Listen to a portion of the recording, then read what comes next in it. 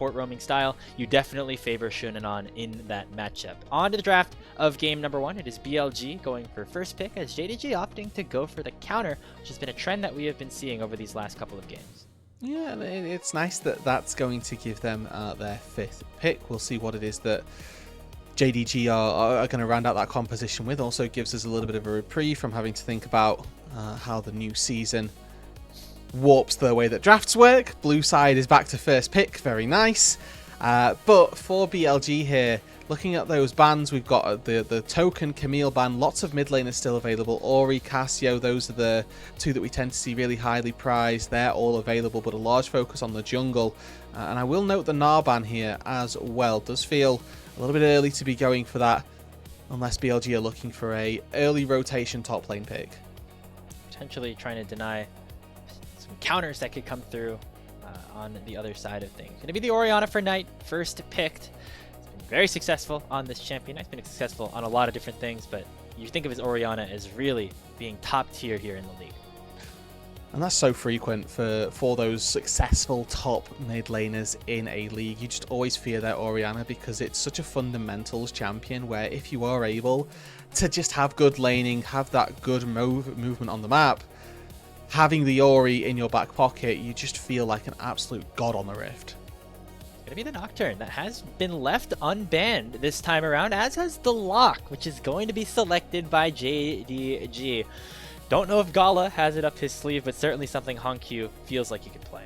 Yeah, and this was, again, this was the pick that HongQ took into the Orianna against Thunder Talk, was able to solo kill Hero at like level 2 underneath the turret, so HongQ very versed in this matchup, but Jun taking the Lee Sin. This pick has been rising back into priority through 2026. It's an answer to the Nocturne, and that ability to skirmish with it early on definitely going to be sought after.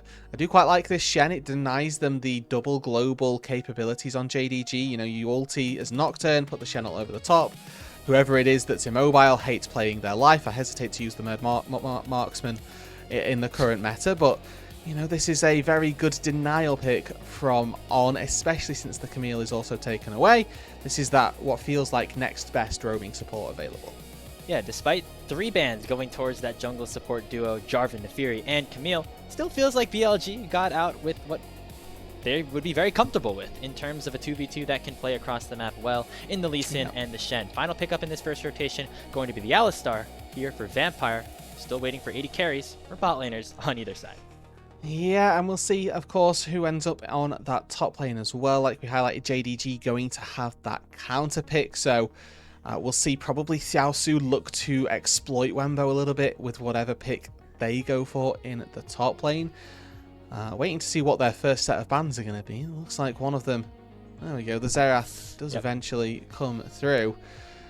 So we're looking really at an opportunity for mages to be picked down on that bot side as JDG. For BLG here, I think it's about protecting their top laner. Let's get rid of those abusive top lane picks. The Vayne fits perfectly, the Varus if they want to, maybe Tristana as well, to lock something in on that top lane where Wenbo can just play safe. What a world we live in where it's like, yeah, let's ban Vayne and Varus, the 2 top lane picks, when 80 carry still also hasn't been selected for Gala. That's just kind of the way League of Legends has been played over these last couple of months. Final ban here for JDG, going to be that Vladimir. That Viper definitely will be able to whip out as well. Zig's still available here for both of these sides, and I mean, if you're looking at people who love playing the Ziggs, Gala has been a aficionado of that since before the mages in the bot lane really took over. So I wouldn't be surprised to see that get taken up here. It allows for Vampire to get those roams through. Likelihood is you're going to take something AD into that top side anyway. With that Renekton taken off the board, you've still got Tristana, you've still got Varus there to punish any tanks if you would like. So I think that the Ziggs pick here for JDG feels like it's going to be the easy lock for me. And then BLG, what do they want to answer with down on that bot side? Obviously a lot of dive already. Things like Kai'Sa could come through with the Lee Sin, with the Shen as well. Does make a lot of sense to try and bully the Ziggs once you reach level 6. Alternatively, those other dive style champions, the Sivir can come through, which gives them a lot of backline access. The Jhin, similar access as well with that long range ultimate. I'm going to go a little bit more wonky. Things like the Cassiopeia could deny some of the mobility that a player like HongQ has in this game. Wenbo going to lock in the Ambessa, and we straight see in. an Akali locked in, which now raises the question of where exactly these champions are going to go. Orianna bot lane, certainly a possibility, but Viper, very famously, played the Akali just a couple of days ago. Yeah, he has, and I would expect this to stay down on that bot side. It's a very good matchup versus the Ziggs.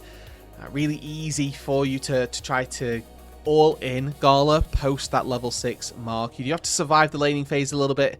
Fortunately, you've got a support there to take some of the ire of the Ziggs poke as well. But once you get past that marker, can be a really good opportunity for BLG to get the ball rolling.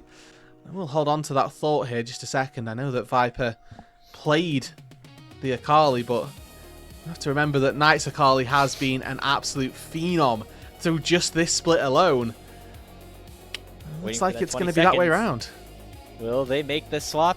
Again, we don't know exactly when that threshold does exist, but it looks like they're going to stay put, which is a little bit surprising to me. It feels like Orianna is going to get poked out by Ziggs pretty heavily in this bottom lane, but maybe they just feel more comfortable getting Knight onto something like the Akali into the lock. I think it's better to get poked out than all in than die, which is the concern with the lock counter pick.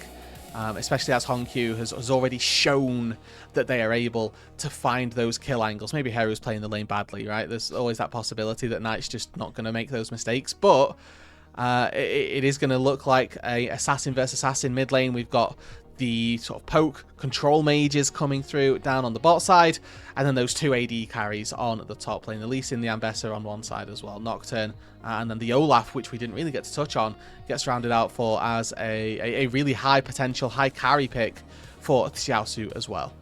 Yeah, things like the Shockwave, not going to matter too much if you have that Ragnarok active. A lot of crowd control that will be denied by that ultimate ability on Xiaoxu. Top lane is the focus for JDG. Rest of the map historically has gone Bilibili's way. We're on to the rip for our final series of the day, honoring League Classic here in Shanghai.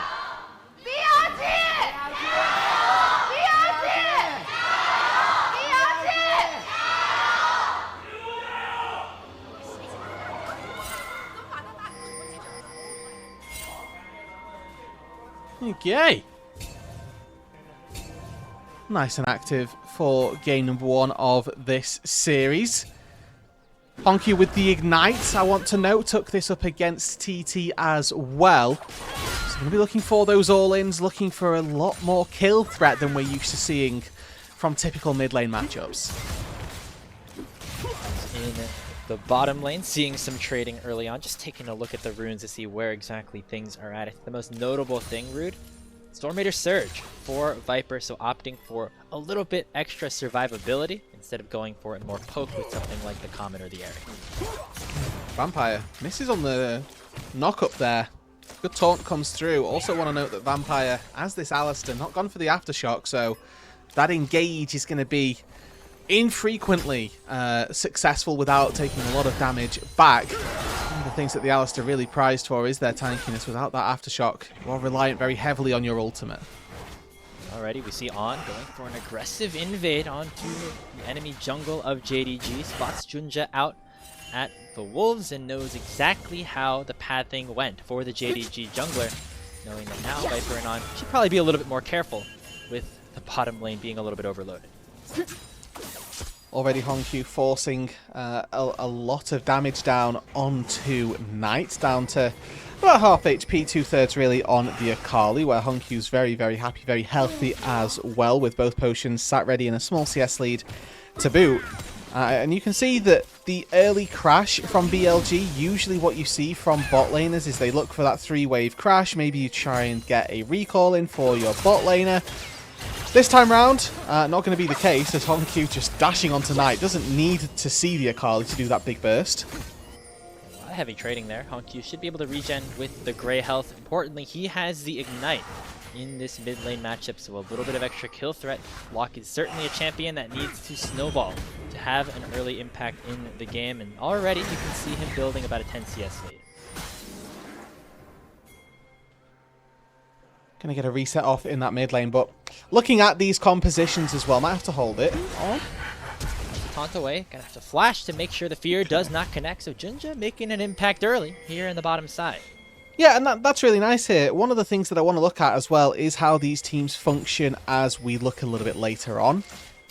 into the game. The Lock going to have a field day versus the Orianna, who's going to have a real task trying to stay alive versus Olaf, Nocturne, and a Lock, plus a Ziggs ulti over the top. But this game is going to be about those top sides. I think Gala and Viper are going to have to really struggle their way through surviving in this game, where realistically it's Ambessa, Lee Sin, and Akali diving, Olaf, Nocturne, and Lock all looking to do the same thing, with supports helping them over the top. These skirmishes are going to be fought on very close margins, and whoever gets that small lead early on really can run away with things. BLG's composition may be a little bit better in terms of the ability to counter-engage, as we see some heavy fighting on the top side. Xiaoxu popping the ghost, flashes away from the undertow is Wenbo, and Xiaoxu will flash as well to match. Both top laners very low, Wenbo not able to close the gap, as it was a very close call up there for the Olaf. Yeah, double summoner spells burned on both sides. Obviously Wenbo with the TP got back into lane. A lot of movement from the supports also. Good flashes on either side, it's worth calling out, dodging away from those vital skill shots. Now Shin'en on, playing aggressively into JDG's jungle, knowing that there are camps to be had and vision to be gained. Vampire doing a nice job so far, has the ability to re-engage as the tethers connect onto the Lee Sin. The target still will be JunJia as HongQ gets to the fight first. Knight is still a little bit late to the play, and that means that On's going to be in a lot of trouble. HongQ will follow with a flash, and the Ignite will take him down for first blood. The re-engage from Shun, going to make it a 1-for-1 trade, as it still will be Shun and Knight alive and ready to party. Headbutt back in will send Shun to his demise. No, he's going to be able to live, as now Knight takes the Shuriken flip over, and will try to finish off Xiaoxu, who is out of mana. Still has a little bit of extra damage, but it will be the Sonic Wave to finish it off. 3-for-1 on BLG in what was a very close fight in the enemy jungle. It is fought on such tight margins on the top side, and it's BLG who are barely able to get away. The maneuverability of a Lee Sin really comes home to roost. There's a ward on either side of the wall. He's able to use that safeguard and the buff to the Lee Sin as well to be able to keep himself nice and safe through that shielding process. We thought that with HongQ getting this first move here, that maybe he'd have been able to just take on and then find a fight after the fact. With this reset, may be able to just get away, but actually missed out on one of the ritual nails, which meant that the auto attack didn't execute, and it meant that him flashing over actually disjointed JDG for this entire fight. They could have fought it on the right hand side of this wall and been just fine. Instead they end up not having the right number of people to go to and from each side of the wall. BLG just that slightly bit more mobile, with their champions able to get over the wall back and forth. And we're not done just yet. Vampire goes in with a headbutt pull, but Shun able to escape for now. Again, not a bad fight by JDG, all things considered. They executed very well. It's just BLG are just a tad bit better. One of the best teams in the world, and we saw it right there.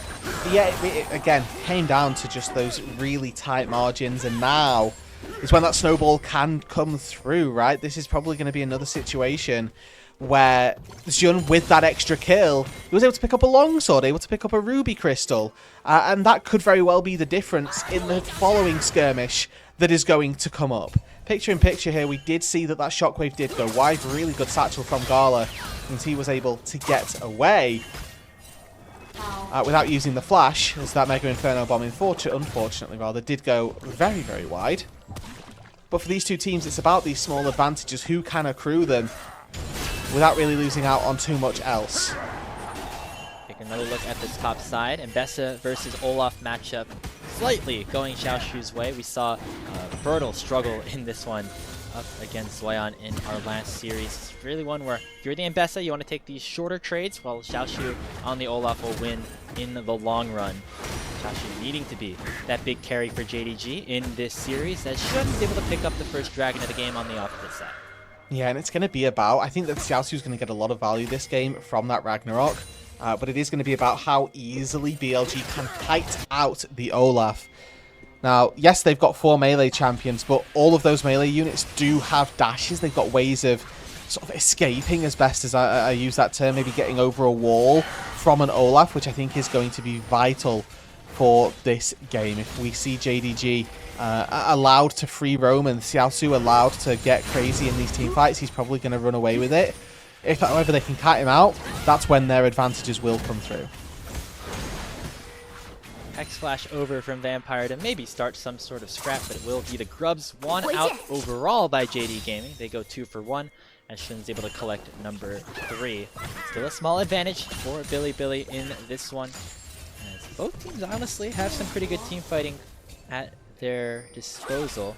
Hard to tell exactly what team is going to get the better edge of the 5v5. Again, just why it comes down to execution once again between these two squads.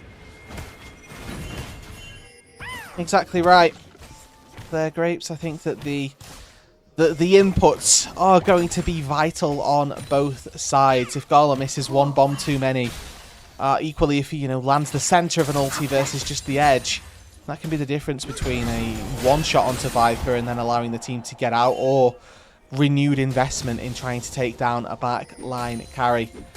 If Viper goes the rest of this game without dying, I think he's done a very good job, but for JDG it's about managing their expectations, working on finding who the current high-profile target is, because that will change for BLG throughout this game. Starting off right now, Jun on that one item spike with 2 kills, probably the largest target that you want to try to take down, but when Knight gets to 2 items, when Viper gets to 3, the power in these compositions for BLG changes, and if JDG don't alter their focus based accordingly, they're going to struggle. If we see, late game, they're still focusing the Lee Sin, that's their own problem. Focus going to be on the top side. Paranoia coming out on to Wenbo. Xiaoxu going to flash after him. This is the undertone. The public execution goes the wrong direction. Wenbo's going to be in a whole lot of danger as Xiaoxu runs him down for the second kill of the game on JDG's side. Couple of calibration axes there from Xiaoxu as they didn't quite connect. Landed the first one, which allowed them to go all in. Wenbo unfortunately broke the tether but didn't get away. And it's a flash follow from Xiaoxu to find that first kill, but Jun now looking to maybe try and respond. Oh, JunJia gets spotted out. The teleport's coming in by the Embessa. Sonic Wave resonating strike onto Xiaoxu, who no longer has the Ragnarok, which means that Shun can cook him right back into the top lane. Easy kill for him. Shun goes on a killing spree. Really well played by Jun there. Just the small things, not allowing the Olaf to actually auto you back, get value from that Vamp Scepter, or get value from the passive. So just playing it with just that little bit of recognition of what the Olaf actually does in mind. Might not have seemed like a lot, but just walking away and then resetting for your Q. Excellently done. So we do see Viper down on the spot side. As you sort of highlighted here, Grapes, finding some of the problems that he's going to sort of run into playing versus Ziggs. And I will also call out here that there's a very clear disparity in those items, largely because the Orianna hasn't taken the teleport, opted for the Ghost instead, so hasn't been able to find a good time to get back to base without losing out on a little bit of experience, which is probably what's going to happen right here as Gala forces a wave under the turret, is now going to get a free recall. Yeah, and for Viper, his individual lane, not very important. That's kind of been the story all year with BLG, but really emphasized with the way that this composition and this meta currently function. It's all about the top side of the map here for Bilibili, and they're looking for another kill, this time on to Xiaoxu Shun there at the perfect time as Wenbo gonna get on the board. Yeah, really good bait by Wenbo there. Knows that even with the item advantage, he doesn't win in the 1 versus 1, so kind of baits Xiaoxu in there. No vision for the top laner of JDG, and it's these small metrics that are going to continue to grow that lead that eventually is going to become insurmountable for Jindong. They don't have an incredibly strong scaling side relative to BLG. I think they're probably 50-50 in that aspect. Power of a Zig's obviously going to be quite strong, but there's so much dive to get on top of him that I wouldn't be too worried if I were BLG. Yep, you got more than enough tools, especially when a lot of them aren't going to be able to be used onto somebody like Xiaoxu's Olaf when he has the Ragnarok in tow. So both teams have very good engaged potential. We'll see if that comes into fruition around this second dragon. Looks like JDG have the positioning, but not the desire to go for the objective right now. It's a little bit peculiar as well. Usually we see these Drakes taken really as soon as possible. Yeah, that was well, they always had the smite, so always knew worst case scenario. I can cheat and secure this one. It does mean again gonna have to wait a few seconds before we look toward that dragon, as it's now JDG sniffing around, looking across the board. First items picked up for everyone except the supports, But looking at the XP level lead in the top lane and the jungle, so it's worth highlighting that were those laners to try to collapse, we're going to have a small advantage here for BLG.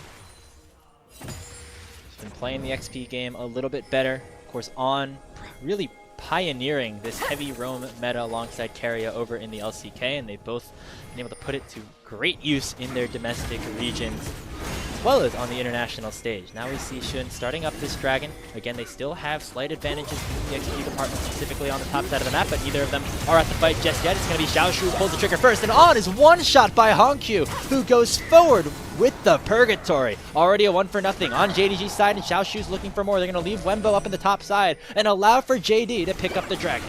Okay, so this is the power really of looking at that top laner, and Xiaoxu moves down, secures the dragon, but he's going to lose out on this tier 1 turret instead. Used his teleport from the role quest to make it down into that bot lane and force the numbers advantage.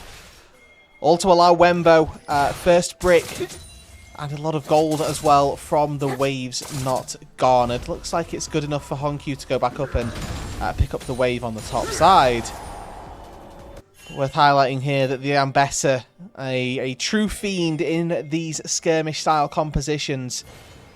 With triple melees, you're not so worried about the Ambessa getting kited out, and definitely would be looking at Wenbo this game to maybe show something that he's not been able to do so far this split as much as he might have liked. Yeah, small subversion of expectations in this early game. Wenbo, the one with an early lead on Bilibili's side, where it is HongQ and Gala that have the advantage for JDG. Now Bilibili want to start up this Rift Herald. They have Vampire and JunJia looking to defend as a taunt already comes forward on, a little bit too far forward, as another Purgatory comes out. HongQ nearly going to be able to land that execution, but it's not in time. Wenbo comes in with a teleport of his own, should mean that Herald's secured, and now Wenbo, bit of a dangerous position, but he has that teleport shield still on him. Satchel going to get Gala away, and they'll back out without taking a kill. So it's a very similar style of play from both sides here. Top lane is TP, the team with the TP get the objective, but there's a very big difference that favours BLG here. When Wenbo was allowed free time in a lane, he secured a turret. When we see Xiaoxu left alone with a turret, he doesn't actually secure it, doesn't get that many plates out of it, nor is he able to secure the structure takedown itself. Early TP from Knight denies that one from coming through. And in the sort of 2-3 minute long extended play, it's BLG who come away with probably the more valuable single objective and the neutral objective that, or rather, and the turrets that go their way also. Yeah, normally if you take the Rift Herald, the other team is able to get a turret, generally about a neutral game state, but JDG not able to crack open a structure just yet. And so should be more plates going into the hands of JD once, or sorry, BLG, once Xun is able to place Shelly down somewhere for potentially that mid lane, right before the next dragon spawns in about 2 minutes and 30. I'm liking the early pit stop here from Viper. Oblivion Orb picked up very early. You see HongQ's going to have grey health. The Olaf, obviously, the real reason that you'd like to see that Oblivion Orb picked up. So we'll see a very reduced Olaf healing in these team fights. As talked about those first items a little bit ago, Knight now on that Gunblade. Probably going to start to look for these individual plays, if not going for really big plays in the team fights. Vampire now spots Xun, who does get punted over the wall regardless, and we're just going to see the return to standard laners playing against each other, with the mid laners swapped down into that bot side. Now we get an Orianna versus Ziggs in the mid lane, but it's both bot laners playing it. Now we get the jungle invade coming through from BLG. Xun smites away that red buff, and on forced to use that Shadow Assault defensively. The Mega Inferno Bomb going to poke out a little bit of BLG's health bars, but not enough to do any sort of meaningful damage. It's a 2,500 gold lead for Bilibili. They're feeling very comfortable of where they are at currently in this game. And again, to go back to what I was saying earlier, these small advantages are the types of things that are going to just make you win out on those 1 versus 1s, where you can see on the bot side, looks like HongQ getting a slightly favourable flash out of Knight using the Purgatory. But these small advantages that they've accrued are going to be the things that allow them to win these team fights later on. The small item breakpoint advantages, the small level leads, are the differences very frequently in these closely fought fights. They Wenbo going to be the target once again, though, by JDG. Ragnarok getting cancel the public execution, and JunJia gonna follow Wenbo's flash over the wall. Stand United comes in, but Gala's able to kill on before the teleport ends up getting completed. So even though Wenbo's not the one that goes down, JD Gaming still pick up a 1-0. I'd call that worthwhile. Use of Stand United. Obviously, it keeps your top laner alive, allows Wenbo to go back to farming, but you're sacrificing your life for that, which is ultimately what you're doing as Shen support. You're usually more than happy to take that trade. But it's on who's, I mean, on a pink ward. Knows that it's top lane, but then I guess he's just looking top, can't see? I don't know. I guess probably knows he's dead. And so, you know, if he's going to go down, might as well give him his top laner a shield. Ah, okay. In my head, he used his ulti in the face of Vampire and in the face of Gala and then got punished for it. What actually happens is, yeah, not that at all. Good guy on, you know, yeah. Gets caught out of position and says, I'm going to do my best to make my impact known before I go down. Looks like he's going to get once again caught out in basically an identical position. But this time he's got Viper on his side. Alrighty, and does secure it. Third dragon of the game is now live. Baron spawning in 20 seconds. We're focusing our attentions down on the bot side. JunJia does have that ulti available, but for the majority of JDG, they're just fractions of gold away from that second item spike. JunJia looking for a second item. Xiaoxu the same thing, and I mean HongQ's quite far away to be honest with you, but Gala got a lot of components also. So we're looking at how quickly JDG can get to those breakpoints and whether or not that's going to be a difference when they do hit them. You get that second dragon uncontested. BLG still have the Rift Herald at their disposal as well. Should not placing it down just yet. So JDG going to try to make another response onto Wenbo. It has been Bully the Rookie here so far in Game 1, and this time it might be a little bit more successful. They're going to send 4, all things considered, with Gala teleporting for good measure. They do get the kill onto the Mbessa. Now, will BLG be able to look for some kind of trade? Knight waiting on a flank, has the perfect execution at the ready, finds a big chunk of damage onto JunJia, and Shun dashing in as well. Vampire likely to be the sacrifice as Shelly is charging in. Gonna be the knock-up and the kill going the way of Knight. Alrighty, so Vampire does go down. Of course, they do take the top laner and this tier 1 turret. Overall, a good play for JDG. And I like the sort of small amount of zoning that we got to see from Gala using the minefield to force Knight around. But HongQ, yeah, he's got Ignite, so this is an early call from BLG, and one that I don't think is going to be, well, respected. They probably know that this is happening, but I don't think they're going to be able to do anything about it.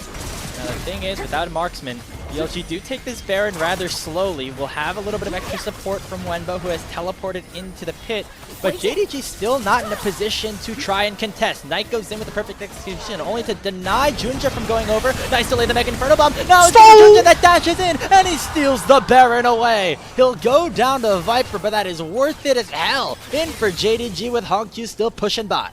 Oh, really nice performance by the JDG duo here. It was Gala who uses the Mega Inferno Bomb, gives vision to JunJia, who does not hesitate, knows that that's a one-way trip, takes it gladly, and secures HongQ a tier 2 turret down on that bot side. JDG, they've been struggling for the early part of this game. Come 22 minutes, though, BLG gives them a gift. BLG tried so hard to get JunJia out of the pit, but he could just press R, jump right in there, and win out on the 50-50. It was 984 damage when the smite came down. Yeah, you're thinking maybe he even tries to look for a kill onto Shun there afterwards, but there's too much CC, and BLG, they always have to know that that's a 50-50 when there's a Nocturne nearby, and Knight didn't do a good enough job at zoning the Nocturne away. So it's just a free pickup, really. Well, a 50-50 pickup, I suppose, for JDG. Question now is, what do they get from this? I think the goal should be tier 1 turret. If they can put enough members in that area, it should be possible. You can see HongQ, he's not got a lot to do. That bot lane tier 2 goes down. He's not going to push for a tier 3 when they haven't got either of the first structures in top lane or mid lane just yet. Baron Wave crashing into this top lane tier 1. Wenbo taking a while to clear these minions out, and so HongQ potentially fishing for a play. Looks like Shun being there enough to deny that for now.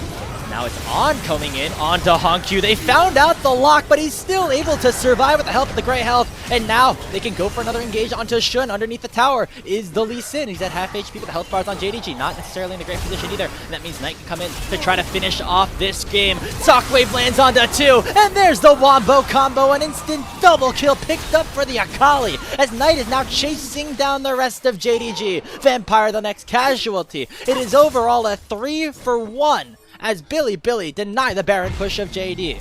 Yeah, the brutal answer there to a Baron is just destroy your enemies on the top side, and that's exactly what BLG go for.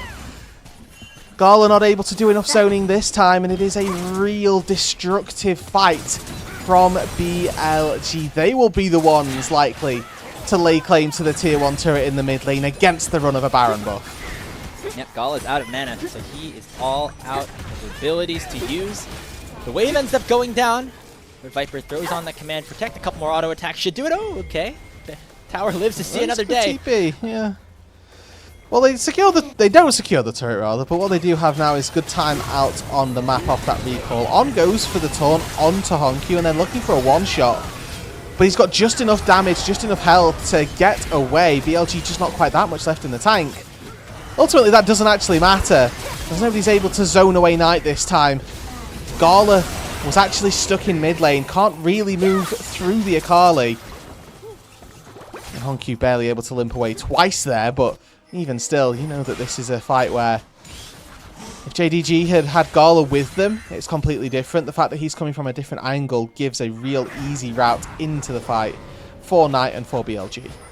Despite all of that, BLG still in the gold lead, but is not the largest as the Dragon is started up by JD Gaming. Knight has a teleport still waiting in base, now going to use it really far away on a deep flank. Shun dashing in, but the Dragon's at 2,000 HP. Should be JD Gaming securing this, but what will the fight look like on the other side? Stand United goes in onto Shun, who was unable to find a target with the Sonic Wave.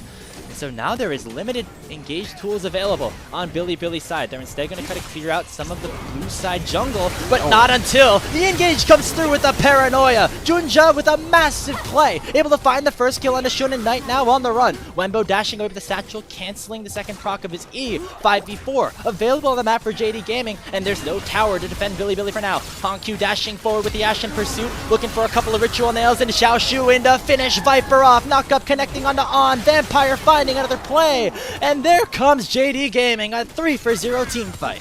And it's a good thing that we highlighted this at the top of the show. BLG are good, but they're not infallible here. JDG have found a fight that BLG really shouldn't have lost. They got such early recalls out of that mid lane to be able to set up for this Dragon, and now Wenbo in a little trouble. 3v2, make it a 4v2 between Knight and Wenbo, trying to defend their inhibitor tower. HongQ taking a lot of damage, no longer has the Purgatory at his disposal. So it will be JD Gaming backing off before they complete the taking of that tier 3 in the bottom lane. Okay, so overall, JDG come away with a massive win. They get the Dragon, they get the fight as well, but it's BLG around these sort of mid to late game decisions that cost them quite dearly. They've already lost the Drake at this point, and you'd think that they're just the stronger team. But Vampire able to find a lovely double knockup, finally able to find that synergy with Gala on the ulti coming through.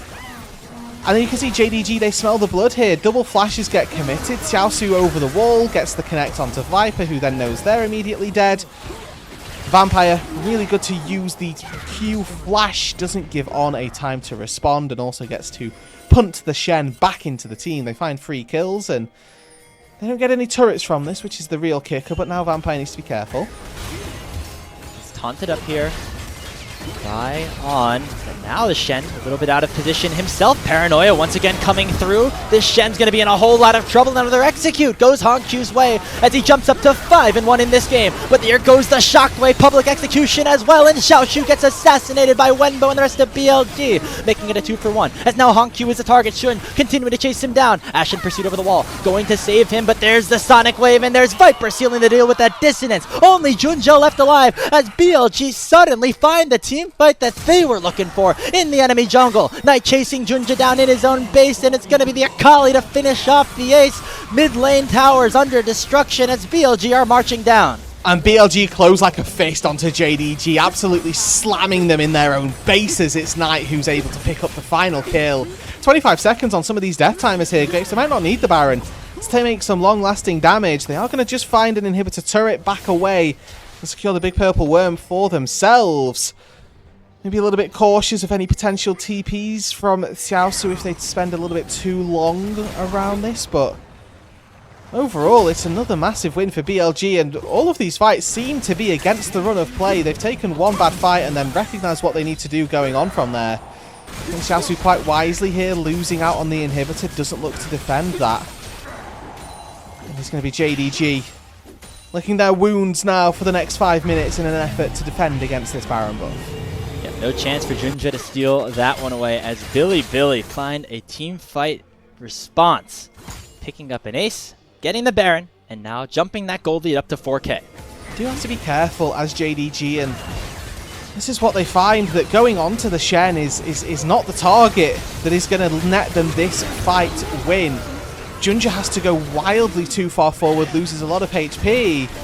Jun using the shockwave, a lovely duo. They wait out the ulti from Xiaoxu as well, and I think has been a little bit too liberal here with his usage of the Ragnarok, never using it to get actual value down, as you see Jun taking out a little bit of damage from HongQ as well. But yeah, the Olaf this game has struggled, hasn't really found too much purchase, and I think if we want to see successful fights for JDG, it's where Xiaoxu's using that ulti across damaged threats, not just the Shen. Yeah, HongQ has been able to kill on more than a few times, as his KDA suggests. Finding those priority targets is going to be more important now for JDG Gaming. They want to keep themselves alive in this game. Seems like a lot of the onus is on BLG though, right? They're able to respond really nicely to the engage of JDG Gaming with things like the Stand United and the Shockwave. And they also are able to engage pretty nicely on their own if they find the right angle. Both of these sides do have pretty stellar engage. The Alistair on one side with a Nocturne as well, and then you look at all of the die threat that BLG have. Okay, they're looking at the Ambessa with an Akali and then a ball on whoever goes forward first. Stand United over the top as well. Lots of really good tools for both of these sides. It's really always, as we've said, comes down to who's executing better. Maybe an element of whether Gala can get some poke down, but BLG just extend and engage from such long ranges that even if Gala's throwing bouncing bombs, if you're in range to do that, there's an odds are that, well, Ambessa can ulti me, the Akali can flip Proto Belt ulti, and then I'm in range as well, so a lot of danger for JDG as they are going to concede this next dragon. I think that's wise, as ultimately BLG with this Baron buff, they didn't really get anything great. So the mid lane inhibitor was down already, and they've got 30 seconds left to try and make a real statement with it, but outside of this tier 2 falling, doesn't feel like too much more is going to come from it. Gennaro the Dragon is part of that Baron power play that doesn't necessarily reflect in the gold column, but certainly believe that BLG would want a little bit more with this purple buff. One more wave, going to crash in with the empowered minions. They should be able to take down this tier 2 turret in the bottom lane. Xiaoxu still clearing out supers over in mid, so always a number advantage for BLG if they want to snap engage. Turret does end up falling. The Baron wears off, and we're probably going to reset now with a 6,000 gold lead to a fight that JDG are going to be very hesitant to take. Maybe in that 4 minutes time where we'll see the Ocean Drake respawn and the soul for BLG come to light. Again, all about the execution for these sides. Looking at the individual gold leads, how is that manifesting in terms of the items? The only real advantage that we've got comes from Knight, who is a full item ahead of HongQ, down a level in that mid lane. The flexibility out of the draft from BLG has been very impressive, moving the Orianna down to that bot side to, you know, get poked out by the Ziggs, but not be bullied away by the lock. Jun with a small item advantage. The components are there. That Hex Drink are really the difference maker for top and jungle. See Knight with that Banshee's failure. Talk about all the engage. They're going to go towards another target. This time it is Wenbo once again. 4 members of JDG collapsing, but the Ambessa is able to survive for a long time, allowing for On to join the fray. But now the Shen is going to be the target, but he's just waiting arms for Viper to land a massive shockwave. JunJia goes down first, and JDG are over-indexed. Gala going away as it's Knight that lands the perfect execution. Shun getting chased down by Xiaoxu, but he's now stuck in a 2v5, and he does not win that fight. It is going to be Shun to finish it. Vampire the last to follow, and it is BLG with a clean ace as they march down mid lane to take game 1. And all they did was respond. They just waited for JDG to hand them the game. That's exactly what they've done here. All too easy in the late game team fights. BLG proving they're still one of the world's best. In 33 minutes time, they break open the nexus. The inhibitor is going to delay a little bit, actually. It's 15 seconds on JunJia. Should still be the game going their way. Yeah, you'd like to think. Knight here went to go and get a Medjais nice and quickly. Don't know that he's going to get too much chance to put that one to good use as JDG respawn just in time to see their nexus fall and BLG take game number 1. Great win overall. Of course, Shun and On really providing a lot of value, but I want to give some credit to Wenbo on the Ambessa. He absorbed so much pressure in the early, mid, and even the late game there. Of course, 4 members of JDG going on to him, and the rookie held strong and allowed for the rest of his team to come in and sweep up the rest of the fight. Yeah, absolutely. And I mean, I don't know that Wenbo will get an MVP for this game, but I think that the amount of pressure absorbed, it's definitely worthy of that conversation. Because for me, the most part as well, this game wasn't won through, you know, an individual lane truly outperforming their counterpart. Felt like it was a lot of team fights that gradually went BLG's way, and then eventually that snowball started to come through.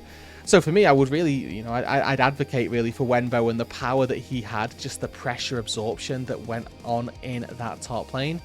For him being the real linchpin for how that game felt a little bit easier for BLG as the game got later on into the match.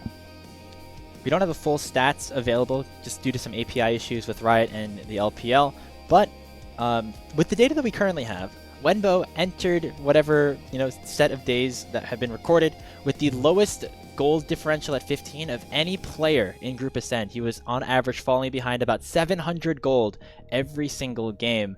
A lot of that is because BLG decided to leave this rookie on an island, but this game he was able really to deliver it, and we're seeing a good showing out of the player who is the youngest player that we have currently active in the LPL. Yeah, I mean, had the most damage in this game as well. I think for me, definitely, I mean, advocating even more so for that player of the game status. Yes, there was a lot of protection for him, it's worth noting. If you look in the ban column, right, Gnar, Vayne, and the Renekton all taken away to make sure that this Ambessa had a somewhat decent laning phase. And after that, there wasn't really anything that BLG did for the Ambessa. I think that we got to a point where they decided, oh, we can actually start fighting now, so maybe we'll go and help out. But through the laning phase, Wenbo got focused pretty heavily. Very rarely did we see On actually use the Stand United, other than at one time when he was dying anyway, to try and protect the Ambessa. And I think as a call out to how easy this game felt for BLG, again, the fact that Viper only has 1 death this game on an immobile mage kind of just goes to show that JDG not putting their eggs in the right basket for these fights. And once again for JDG, it just feels like they aren't able to get everything together for just, you know, an entire game, right? It was the mid jungle that looked pretty good here in this game. Sometimes it's Xiaoxu with top tier performances, Vampire going on the roams. Felt like this time around, Gala really was not as impactful as we might have wanted to see on the Ziggs. Obviously, it's a champion that is able to snowball pretty well, but, you know, for a player of his caliber and of his, you know, pedigree, I'd like to see a little bit more from him, especially in a lane that he theoretically should get a good lead in. Yeah, there was a small advantage for the Ziggs, but I think that the problem I have with Ziggs as a champion is that he's not a 1v9 superstar, right? Like, I'm never looking at a Ziggs game and going, we need to see Gala pop off in a way that we've never seen before. Whereas if you give him things like, just as an archetype, a Jinx, for example, Jinx can always do that in the late game, where I don't feel like Ziggs has that possibility, which is, you know, maybe a little bit of a problem with how this composition was always going to play out. Able to be that 1A, but yeah, not necessarily the champion that could hard carry in many situations. BLG's team fighting just looked pristine. You don't have the traditional, you know, Nocturne Orianna composition, but they were able to do a lot with the Shen Orianna, the Lee Sin Orianna, Viper, able to land really critical shockwaves in a lot of these late game fights. Yeah, and again, Viper continuing to prove his worth here, just playing any different mage that gets given to them. And it's such a power to have as BLG. The fact that, you know, they take a mage into the mid lane thinking, well, now you can play an Orianna if you need to, but if it gets counterpicked by Locke, we can just swap it down to that bot side. And for Viper, like, this is such a skill that I feel like goes a little bit underrated as marksman, right? Gala hasn't actually defaulted to many mages, has played the Ziggs notoriously, but not one of the players that we'd expect to see anything else from just yet. And you saw the respect that had to be paid in the bans as well, where we saw things like the Xerath be taken off the board. Yeah, I mean, we of course know Viper as being an awesome marksman player, but over these last couple of months, really proving he's got a lot more in his bag. Things like the Orianna, which is always a Knight staple, even playing the Akali in one of their games as well, just proving that he is going to be the X factor on this team once BLG once again return to that international stage, being able to get a lot of different opportunities to play different things for this team. Player of the game going to Xun on the Lee Sin. We talked about Wenbo, but I think this is also a pretty decent choice. Wenbo was robbed, IMO. I think that Wenbo makes that game so much easier than Xun does, to be completely honest. I think that the Lee Sin was really good in the early skirmishes. It's not to take anything away from Xun, just in terms of who was actually most valuable to the team this game. I'd probably say the top laner, to be honest. I think I'm inclined to agree. Another rookie getting robbed of a little bit of extra love. BLG taking game number 1 over JD.